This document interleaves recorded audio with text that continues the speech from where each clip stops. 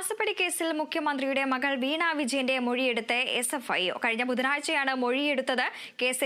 കേസേറ്റെടുത്ത 10 മാസത്തിനു ശേഷമാണ് SFIയുടെ നടപടി. കരിമണൽ കമ്പനിയായ CMRൽ നിന്നും ചെയ്യാത്ത സേവനത്തിന്റെ പേരിൽ മാസപ്പടി വാങ്ങിയെന്ന കേസിലാണ് SFIയുടെ ഭാഗത്തു നിന്നുള്ള നിർണായക നീക്കം. കേസിൽ സീരിയസ് ഫ്രോഡ് ഇൻവെസ്റ്റിഗേഷൻ ടീം മുഖ്യമന്ത്രിയുടെ മകൾ വീണ വിജയന്റെ മൊഴിയെടുത്തു. കഴിഞ്ഞ ബുധനാഴ്ചയാണ് വീണ വിജയന്റെ മൊഴി രേഖപ്പെടുത്തിയത്. ചെന്നൈ ഓഫീസിൽ ഹാജരായ വീണ വിജയനിൽ നിന്ന് SFI അന്വേഷണ ഉദ്യോഗസ്ഥൻ അരുൺ പ്രസാദാണ് വിവരങ്ങൾ ശേഖരിച്ചത്.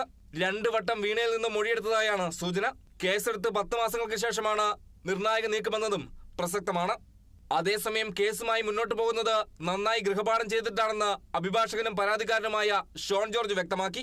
ഈ കേസ് എവിടെ എത്തുമെന്നതിന്റെ നല്ല ബോധ്യത്തിന്റെ അടിസ്ഥാനത്തിൽ തന്നെയാണ് കേസ് ഫയൽ ചെയ്തതെന്നും ഷോൺ പറഞ്ഞു. കേന്ദ്ര സർക്കാർ വീണ വിജയനെ സഹായിക്കുന്നുവെന്ന ആരോപണമുയർത്തി മാത്യു കുഴൽനാടൻ MLAയും രംഗത്തെത്തി.